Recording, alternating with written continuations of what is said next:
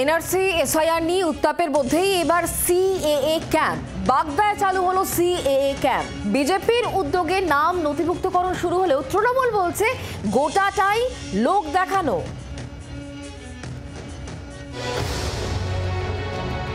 বিহারে ভোটার তালিকায় নিবিড় সংশোধন শুরুর পর থেকেই বিতর্কের সূত্রপাত। ভোটার তালিকা সংশোধনীর নামে দেশে ঘুরপথে এনআরসি চালু করার চক্রান্ত চলছে বলে ইতিমধ্যেই অভিযোগ করেছেন বাংলার মুখ্যমন্ত্রী মমতা বন্দ্যোপাধ্যায়।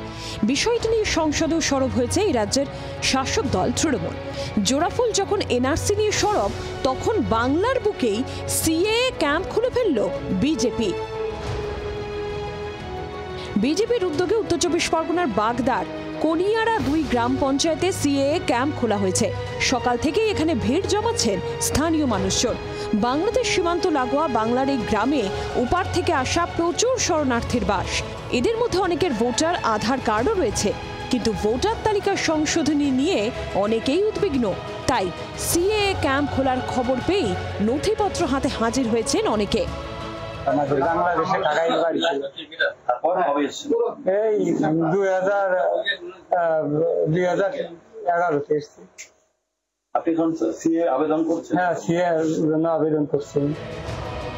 বিজেপি বলছে ওপার বাংলা থেকে আসা শরণার্থীদের জন্য ধারাবাহিকভাবে এই ক্যাম্প চালু থাকবে। যদিও তৃণমূলের দাবি গোটাটাই গেরুয়া শিবিরের লোক দেখানোর খেলা। 2014 31 ডিসেম্বর এর ভিতরে যারা ভারতে এসেছেন পাকিস্তান, আফগানিস্তান, বাংলাদেশ থেকে, তারা মোটামুটি নাগরিকত্বের আবেদন করেছে। ইতিমধ্যে 50-60 জন আজকে ফর্ম ফিল আপ করেছে। হ্যাঁ, ধারাবাহিকভাবে এইভাবে চলতে থাকবে। এটা আইওয়াস, মানুষকে ধোঁকা বানানো হচ্ছে।